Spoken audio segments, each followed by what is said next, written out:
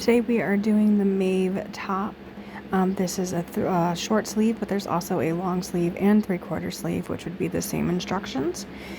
You're going to need one of your front piece, one of the top back, two of the bottom back, and one neck piece, and your two sleeve pieces.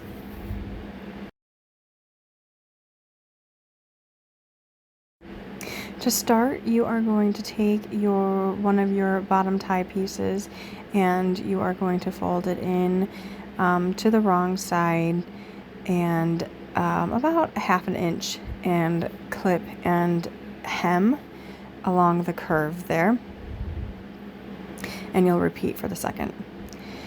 Then you're going to take your top back and your front piece and line them up shoulder to shoulder, right sides together, clip and sew.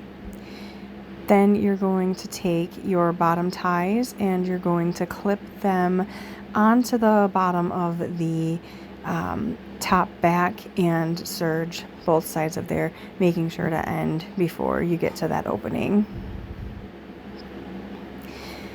Next, you're going to take your sleeve pieces. You're going to line them up from the curve to the other curve and then sew along the arm scythe, and then repeat.